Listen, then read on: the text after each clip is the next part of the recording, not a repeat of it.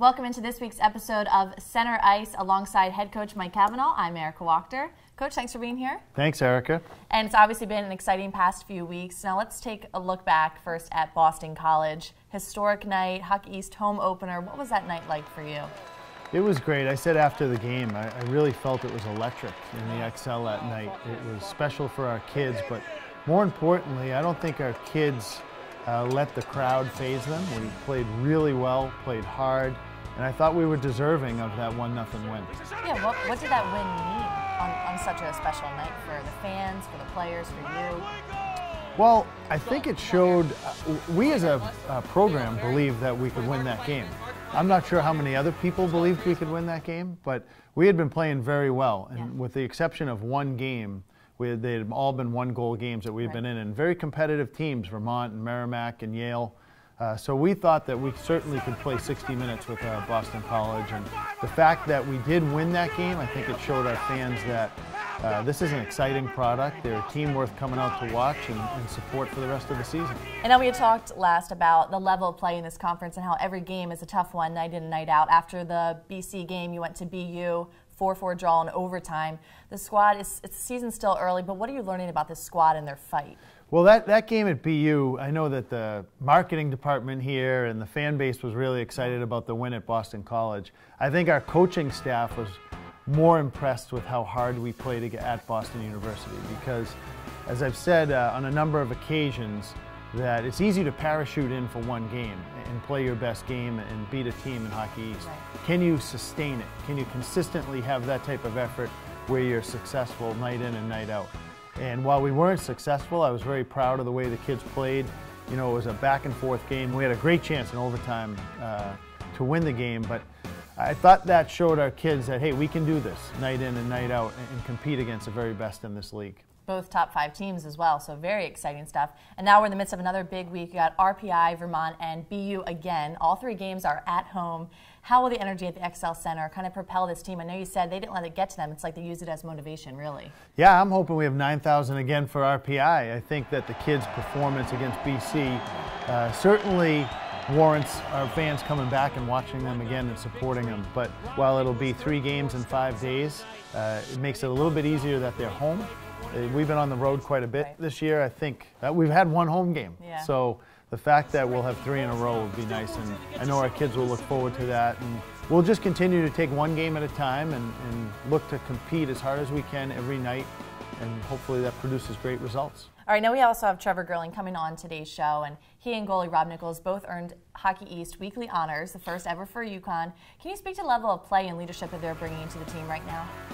Yeah, I think, you know, Robbie's been solid all season long, and so has Trevor. And just recently he was rewarded with some point production, but he's played a really strong brand of hockey all season long. In the BC game, I thought he was great. He could have had 2 or 3 goals in that game.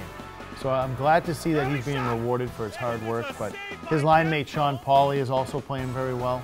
And as I've said all along, our leadership, led by Ryan Tyson and Trevor and Pat Kirtland, they're really steering the ship right now.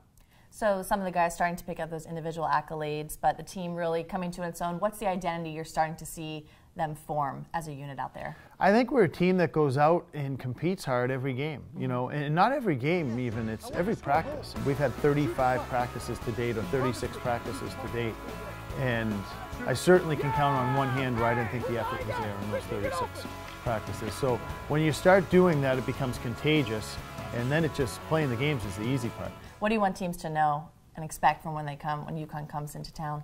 Well, I want them to think that we're an easy team to beat. That's what I want them to think.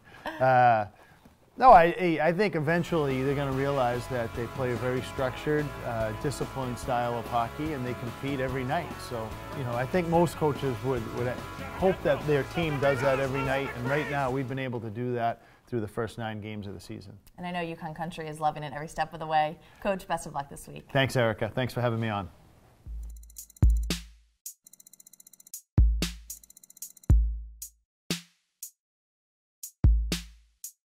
Joining me now on center ice is senior forward Trevor Gerling. Trevor, glad to have you here today. Thanks for having me. Well, first of all, congratulations on your inaugural Hockey East win. It was a very exciting game for everyone. It's been an exciting past few weeks. What's the energy like in the locker room amongst the guys right now? It's exciting. It's fun to come to the rink. Everyone's bringing smiles. It's a good atmosphere to be around right now.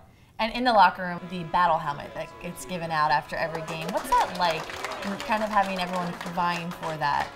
Yeah, it brings another opportunity in the game to do something. You know, maybe battle helmet doesn't always have to go to the guy that scores the most goals or, you know, has the most saves. It goes to a guy that does the little things throughout the game and just helps the team come out with the win at the end of the night. And you've already had it this season. What does it mean when you are given that and recognized by your teammates and by Cav? Anytime a teammate pays you a compliment, something like giving you the battle helmet, it's always special. That's something that every guy works for every night, and to get it is a special moment. Definitely.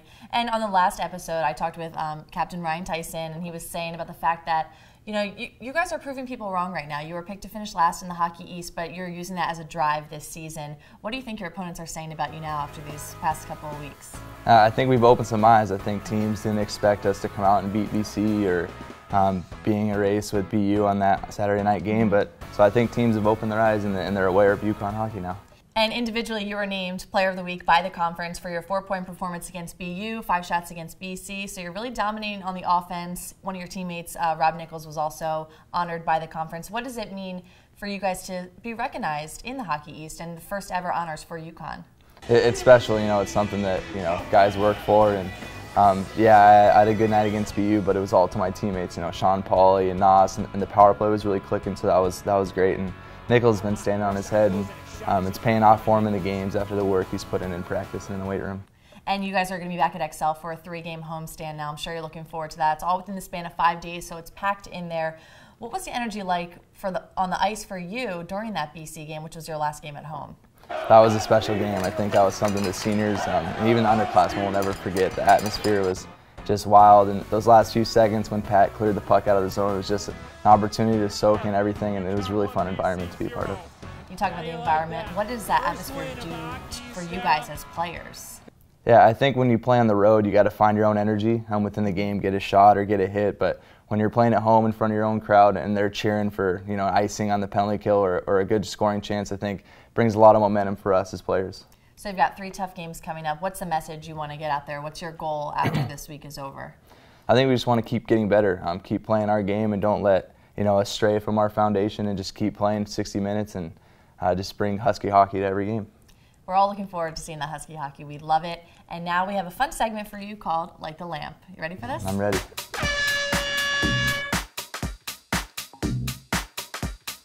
It's time now for Light the Lamp. Trevor, how it works is I'm going to ask you 3 questions about yourself and then 3 questions about your teammates. So the goal is just to get to know you a little bit, get to know your teammates, and learn a little bit more about UConn hockey. Sounds good. Okay, here we go. First of all, what's your favorite food? Probably steak. Steak. Yeah. How do you like it cooked? Medium rare. Oh, wow, okay. And how about pregame ritual? What kind of music pumps you up? And what do you like to do? When I have my headphones in, it's usually techno or Lil Wayne. Okay. Yeah. Nice diversity there. How about, what don't people know about you? What's a hidden talent you have? I'm an excellent fisherman. Really? Okay. Yeah, I don't know if my teammates would agree, but they all, deep down, they all know I'm one of the best. All right, we'll have to see that. We love it. Now let's talk about your teammates. Who's hockey players? Obviously, their equipment really smells. Yeah. Who stinks the worst? Oh, I don't know. I sit next to Will in the room, so he's the only guy I seem to get a whiff of all the time. So I'm gonna have to go with Kalanka on that one. All right, now you're finally back home, but you've been on the road a lot. Who is the biggest complainer on the bus for these road trips?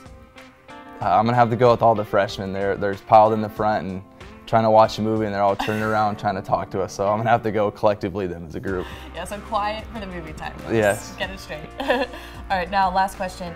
Who's the biggest clown on the team? Who's the jokester? I don't know. I seen it. Pratt seems to always be making some side jokes, but I, got to throw Cody Sherritt in there too.